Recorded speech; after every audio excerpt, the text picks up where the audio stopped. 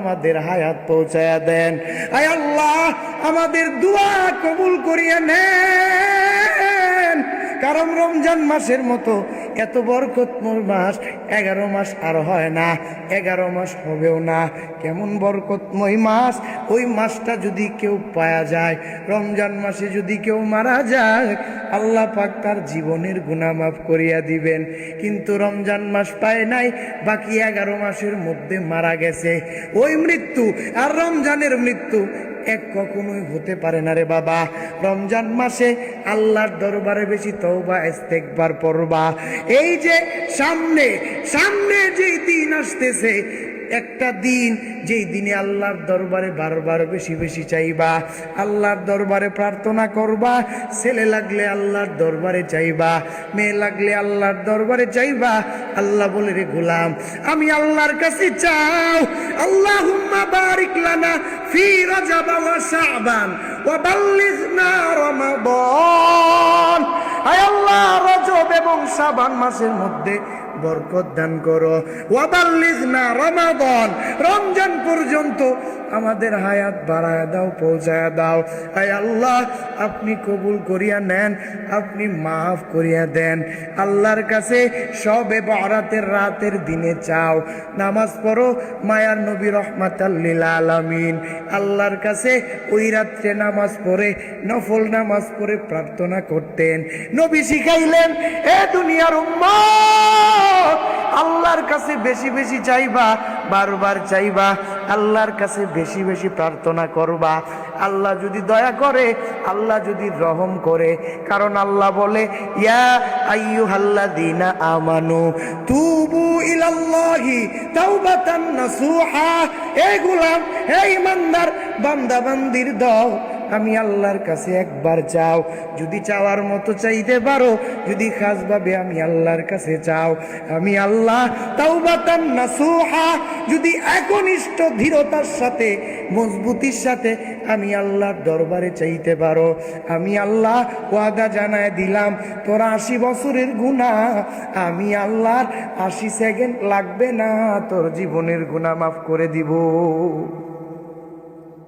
জীবনের গুনাহ মাফ করে দিব। আমি এমন একজন রব, এমন একজন মালিক। সুতরাং আমি আল্লাহর কাছে চাও। দুনিয়ার কোনো আজার বাজার মাজার দরগা দুর্গার সামনে চাইলে তারা দিতে পারবে না। কারণ আল্লাহ বলেন, দুনিয়ার সবাই ফকিন্নির দল, একমাত্র অভাবমুক্ত কেবলমাত্র ধনী আমি আল্লাহ। দুনিয়ার সব কিছুরে আমি আল্লাহ দেই, সব কিছুরে আমি আল্লাহ খাওয়াই, সব কিছুরে আমি আল্লাহ পালি, সব কিছুরে আমি আল্লাহ দিয়া থাকি। গায়রুল্লাহর ইবাদত করা যাবে না, গায়রুল্লাহর কাছে চাওয়া যাবে না। আমি মালিকের কাছে চাও। আমি মালিকের মতো দেনেওয়ালা কেউ নাই, আমি মালিকের মতো বুঝনেওয়ালা কেউ নাই। যদি চাওয়ার মতো চাইতে পারো, গোলাম রে, আমি আল্লাহ তোর জীবনের সব আশা পূরণ করে দিব। আয় আল্লাহ, দুনিয়ার মধ্যে কত বেয়াদবিমূলক কত কিছু, নবীর আদর্শের বিরোধিতা, আল্লাহর হুকুমের বিরোধিতা দুনিয়ার মধ্যে করে ফেলেছি। আয় আল্লাহ, আরেকবার দুনিয়ার মধ্যে পাঠান, আরেকবার পাঠায় দেন, আরেকবার পাঠায় দেন। আমল ছাড়া কিছুই করব না। আল্লাহ বলবে, ফেরেশতা যা, এই নিমুখ হারাম রে ধর, নিমুখ হারাম রে ধর। জাহান্নাম থেকে একটা টুকরা নিয়ে যা, জাহান্নাম থেকে টুকরা নিয়া গুনাহগারের কবরের মধ্যে দাও দাও করে জ্বালায়া দাও। আর জ্বালাইতে থাকবা, শাস্তি দিতে থাকবা, সব ঢুকায়া দাও। ঢুকানোর পর সাপগুলা আঘাত করতে থাকবে, কবরের মধ্যে আগুন জ্বলতে থাকবে। গুনাহগারের মস্তিষ্কটা টাস টাস করে ফুটে যাবে, পাজরের হাড়গুলা ভেঙে যাবে। কবরের মধ্যে বারবার চিন্তা করবে, আয় আল্লাহ, ও দয়ার মালিক, জীবনে গুনাহ করে ফেলেছি রে আল্লাহ, আরেকবার পাঠায়া দেন, দুনিয়ার মধ্যে পাঠান, দুনিয়ার মধ্যে পাঠায়া দেন। তসবিহ হাতের থেকে ফেলবো না। আয় আল্লাহ, নামাজ ছাড়বো না, দুরুদ ছাড়বো না, জিকির ছাড়বো না, তিলাওয়াত ছাড়বো না। আয় আল্লাহ, আপনার কোন হুকুম দুনিয়ার মধ্যে অমান্য করব না। আয় আল্লাহ, পাঠায়া দেন।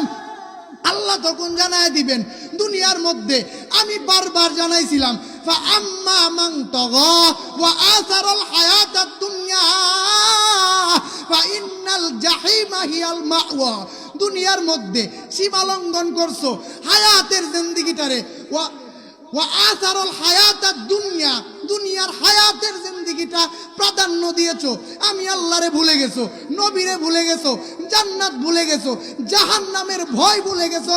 হে গোলাম, ভুলে যা, ভুলে যা, ভুলে যা। বারবার ভুলে গিয়া, বারবার ভুলে গিয়া আমি আল্লাহ আজকে ওয়াদা জানায় দিলাম, ফা ইন্নাল জাহিমা হিয়াল মাওয়া, অনন্তকাল ওর জন্য জাহান্নামের ব্যবস্থা করলাম, আর জীবনে কোনোদিন জাহান্নাম থেকে বাগিয়ে দিতে পারবো না। আউযুবিল্লাহ বলবেন। আল্লাহ যদি এই ভয়ঙ্কর আযাব দেয়, কঠিন আযাব দেয় কবরের মধ্যে, দুনিয়ার মধ্যে 5টা ভাই আছে, 3টা বোন আছে, মামাতো ভাই, ফুফাতো ভাই, খালাতো ভাই আছে। 5 ভাইয়ের 1 ভাইরে যদি মরিচকালির বাজারের মধ্যে ইচ্ছা মতো টেঙ্গায় দেয়, হাত পাও ভাঙ্গিয়া হাতের মধ্যে দিয়া দেয়, গাড়ি দিয়ে ফাড়ায় বাড়ি, বলেন 4 ভাই গিয়া প্রতিবাদ করার সুযোগ আছে না নাই? কাজে ঝগড়া লাগলে কি 4-5 ভাই একসাথে মারামারি করে না? কবরের মধ্যে কয়জন ভাই আছে? আছে। কবরের মধ্যেও 5 জন ভাই আছে রে মুসলমান, 4 জন ভাই, 4 জন বন্ধু তোমার কবরের মধ্যে আছে। 1 নাম্বার কোরআন, 2 নাম্বার নামাজ, 3 নাম্বার রোজা, 4 নাম্বার নেক আমল। বান্দার মাথার কাছে ফেরেশতারা যাবে, কোরআনটা গিয়া বসে যাইবে, কোরআনটা গিয়া বসার পর ফেরেশতারা আসবে আঘাত দিতে, কোরআন বলবে সাবধান, আমার বান্দারের জীবনেও কোনোদিন আঘাত দিতে পারবা না। ফেরেশতারা ডাক দিয়া বলবে তুমি কে? ফেরেশতাদের জবাব দিয়া কয় আমি কোরআন। জীবনে বারবার বারবার এই বান্দাটা আমি কোরআন রে পড়েছি, বুকের মধ্যে জড়াইয়া কতবার তিলাওয়াত করেছে, আউযু বিল্লাহি মিনাশ শাইতানির রাজিম, বিসমিল্লাহির রহমানির রহিম, বারবার এই শব্দগুলা উচ্চারণ করে পড়েছে। আমি কোরআন আজকে এই বান্দার মাথার কাছে দাঁড়াইলাম। ওই তুমি কতদিন দাঁড়াইবা, কতদিন দাঁড়াইবা? বলে আমি কোরআন তারে জান্নাত পর্যন্ত না দিয়া তার কাছ থেকে যাব না। আল্লাহু আকবার। এখন আমরা বাংলাদেশে 85-90% মানুষ কোরআন পড়তে জানে না, আছে না নাই? কোরআন নিজেও পড়তে জানে না, একটা সন্তানরেও কোরআন পড়ায় না। অথচ এই কোরআন সাথে যাবে, হাদিস সাথে যাবে, দুরুদ সাথে যাবে, তিলাওয়াত সাথে যাবে, জিকির সাথে যাবে, কোটি কোটি টাকা আছে সাথে যায় না। 4 প্যাকেট, 3টা প্যাকেট যখন 3টা বান্ধে, 3 বান্দিয়া হাঁটুগুলা সোজা হয় না, 3 জনের চাপ দিয়া সোজা করে। ও দুনিয়ার মুসলমান, তুমি কখন সোজা হইবা? 3 প্যাকেটের বান দেওয়ার পরে কি তুমি সোজা হইবা রে মুসলমান? বান দেওয়ার পরে সোজা হওয়া যাবে না রে মুসলমান। আগেই তোমার সোজা হইতে হবে, আগেই নবীর আদর্শ মানতে হবে, আল্লাহর বিধান মানতে হবে। সময় থাকতে রাস্তা মাপুরে ভাই, রাস্তা যদি না মাপুরে ভাই, 1-2 জন তোমারে গোসল করাইবে, বাড়ির সামনে পালকিটা এসে দাঁড়ায় যাই, এই স্টেশন একদিন বাড়ির সামনে গাড়িটা ধরবে। আল্লাহর কি নিয়ম, যাত্রী নিজেও জানে না সে কোথায় গিয়া তার গন্তব্য। প্যাসেঞ্জারকে, ড্রাইভারকে নিজেও জানে না আজকের গাড়িটা কোথায় গিয়া কেমতে হবে। ও মানিকপুরের মুসলমান, এই গাড়ি কি বাড়ির সামনে আসার পরে ইবাদত করবা না আগেই করা লাগবে? কথা কয় না রে, কথা কয় না, আগেই করা লাগবে। যে কথাটা বলতেছিলাম, কবরের মধ্যে মাথার পার্শ্বে গিয়া ফেরেশতারা আযাব দিতে চাইবে, বলবে চলে যাও চলে যাও চলে যাও। আমি আজকে কোরআন বান্দার মাথার সামনে আইসা দাঁড়াইলাম, চলে যাও ও ফেরেশতা চলে যাও। আমি আজকে কোরআন মাথার কাছে দাঁড়াইলাম, আমি পাহারা দিব এই বান্দাটা যতক্ষণ জান্নাতের মেহমান না হয়ে যাবে। 2 নম্বরে বান্দার ডান পাশে গিয়া নামাজ দাঁড়াইবে, নামাজ ফেরেশতারা আসবে, ফেরেশতারা এসে আযাব দিতে শুরু করতে চাইবে। নামাজ বলবে এ দাঁড়া দাঁড়া দাঁড়া দাঁড়া, কে তোমরা কে তোমরা? নামাজ নামাজ নামাজ নামাজ ডাক দিয়া কয় ফেরেশতারা চলে যাও চলে যাও চলে যাও। বান্দাই জীবন ভর জীবন ভর জীবন ভর আমি নামাজ দিয়ে পড়েছে, কত ঠান্ডা ছিল, ফজরের ওযু বানাইয়া ফজরের নামাজে হাজির হয়েছে। কত গরম ছিল, গরমের মধ্যে ফ্যান নাই, এরপরেও নামাজ পড়েছে। কত কষ্ট করে কামাই রুজি করে করে আমি নামাজ রে পড়েছে, জীবনে ভুলে নাই, জীবনেও ভুলে নাই, আমি নামাজ রে ভুলে নাই। ডান পার্শ্বে আইসা আমি নামাজ দাঁড়াইলাম, ও ফেরেশতা যাও, আমি নামাজ দাঁড়াইলাম দাঁড়াইলাম দাঁড়াইলাম দাঁড়াইলাম দাঁড়াইলাম। কতক্ষণ দাঁড়াইলাম? বলে কতক্ষণ দাঁড়াইলাম? জান্নাত পর্যন্ত না নিয়া আমি নামাজ তার কাছ থেকে যাব না। নামাজ পড়ার দরকার আছে না নাই? কয় ওয়াক্ত পড়বেন? 5 ওয়াক্ত। শুক্রবারের নামাজ পড়ে বাদ বাকি সপ্তাহেও যায় না? নাই নাই, এই যে পিছনের মানুষের মতে নাই না। শুক্রবারের নামাজি, বছরে 2 দিন নামাজি, মাঝে মধ্যে জানাজার নামাজি।